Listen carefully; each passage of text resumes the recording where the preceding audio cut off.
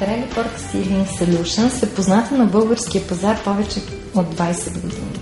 Господин Папазян, бихте ли представили накратко съвременният облик на компанията в световен мащаб? Благодаря за въпроса. Наистина Trailerpark съществува от над 20 години на българския пазар.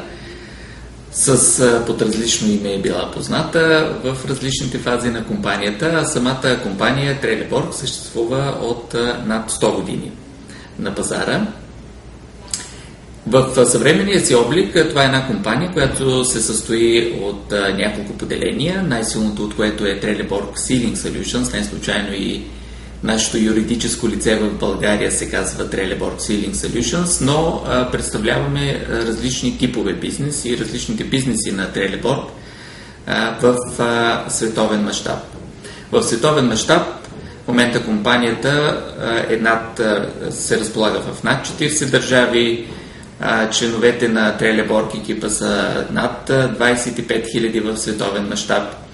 И в момента наистина смятаме, че сме лидер в няколко насоки. Хидравлична техника, разбира се, е нашето класическо и най-добре представено портфолио, но имаме изключително силно присъствие в сфери като самолетостроене, автомобилостроене, нефт и газ, медицинска апаратура, които са сфери, които са и в световен мащаб много бързо и добре развиващи се. Какви са най-ценните качества на вашите продукти и по-специално с какво те помагат за увеличаване конкурентно способността на българските производители? Това е хубав въпрос и може би отговора на въпроса ми ще се състои в малко преформатирането му, а именно, че наистина нашето предимство е, че ние не предлагаме продукти. Нашите предложения се фокусират върху решение на проблеми и казуси на клиента.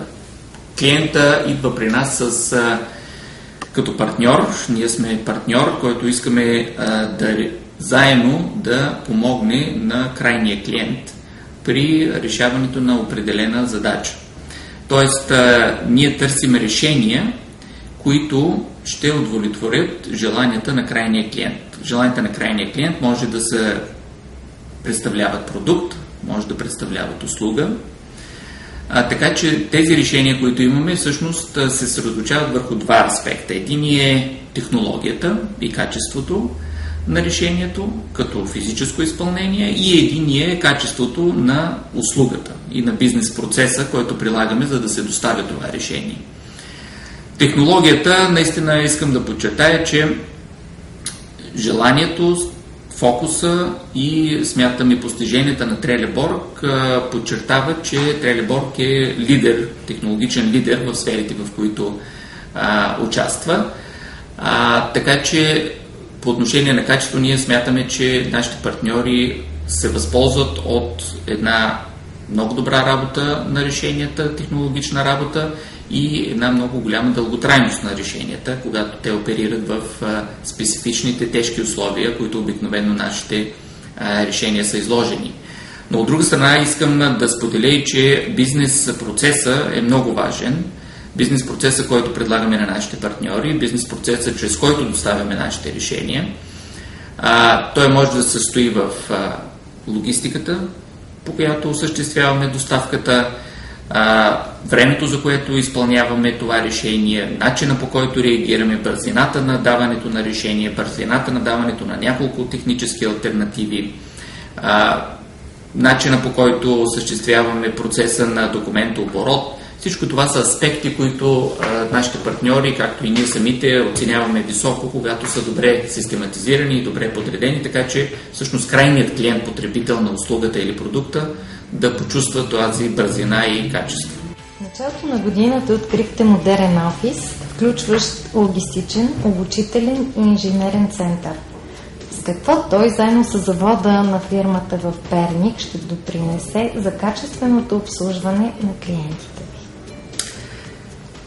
Аз се радвам, че повдигаме тази тема, защото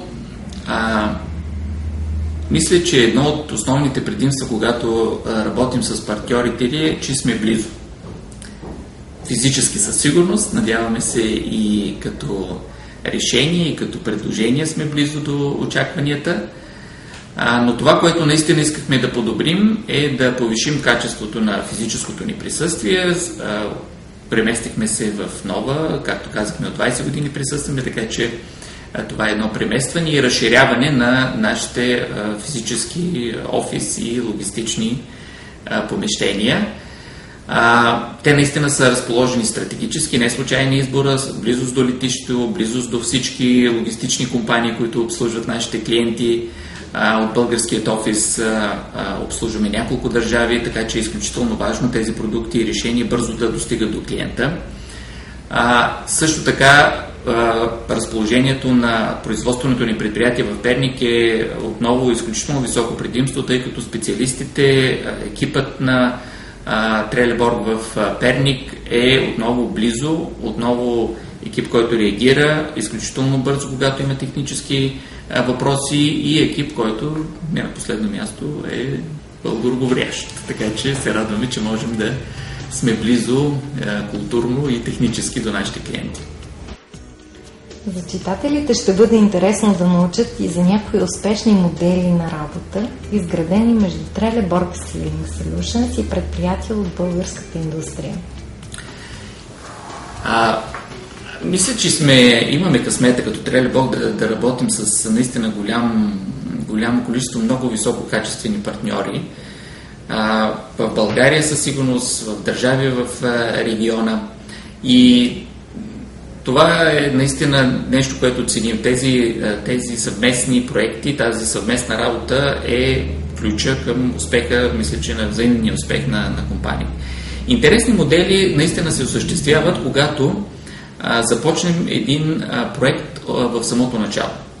Тоест, когато започнем заедно процеса, в който търсим най-доброто решение, техническо, бизнес решение за определен тип продукт.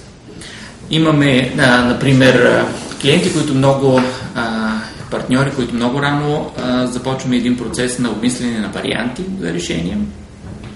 Тези варианти имат няколко аспекта и може би ще дам един пример, без да навлизам може би в подробности на имена, но започнахме един проект, който от самото начало започнахме дизайна на техническото решение, като взехме предвид много аспекти на самата дейност, самата техническа дейност на решението, а именно производството на компонентите, които се включват в решението, монтажът на компонентите, които се включват в решението, специфичното технологично решение, което Trelleborg може да предложи за уплътнение, то също беше много рано включено и имахме възможността да дадем няколко варианта.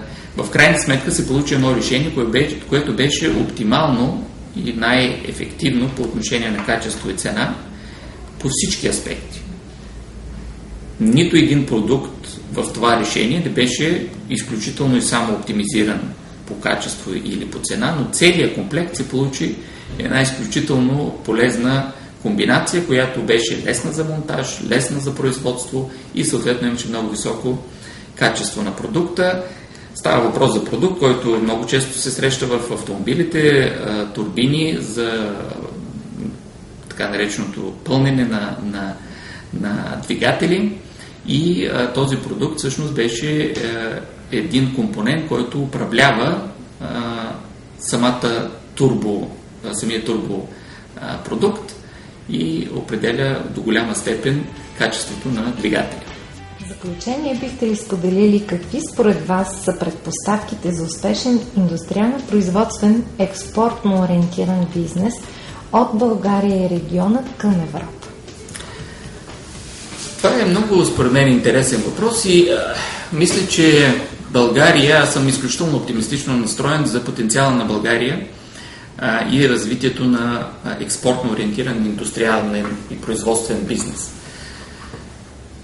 Може би само да маркирам, има макротенденции, световни глобални тенденции, които предопределят едно добро разположение на България в тези макротенденции, а именно, че много от глобалните играчи, глобалните големи производствени компании, включително и Trelleborg, търсят едно регионализиране на пазара си, а именно искат да направят самодостатъчна обстановка във всеки един регион, във всеки един континент, в която обстановка производствените предприятия на този концерн в Европа, да кажем, отговарят на нуждите на пазара в Европа.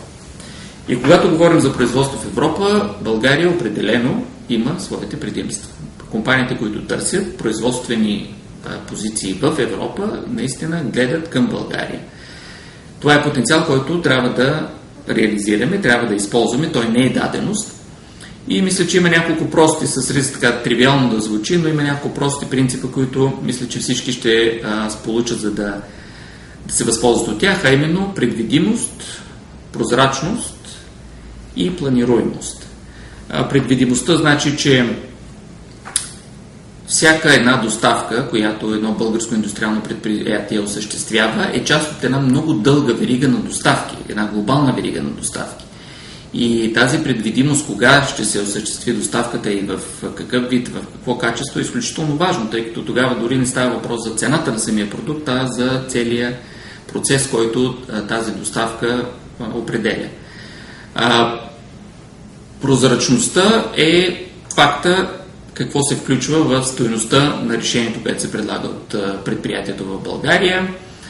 Тук става въпрос, наистина всички знаем, че България е с предимства по отношение на разходната част, но е много важно да знаем, че това се прави, тези разходи се правят без компромиси с качеството, така че очакването не е за абсолютно най-ниска цена, а за наистина една много оптимална цена, свързана с качеството, което се предлага. Тоест, прозрачността ще осигури, може би да се знае, ако не е най-ниската цена, то какво се включва в нея и какво наистина е преимуществото за производителя, когато използва България като своя база.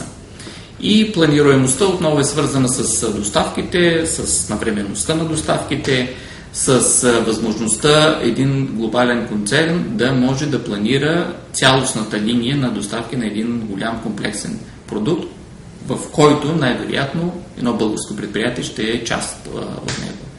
Така че с тези предпоставки, с нашата географска близост, с, бих казал, добрата база по отношение на компетентност на екипите, по отношение на себестойност на производството в България, целият този пакет мисля, че може успешно да доведе до увеличаване на производството, индустриалното производство генерално в България.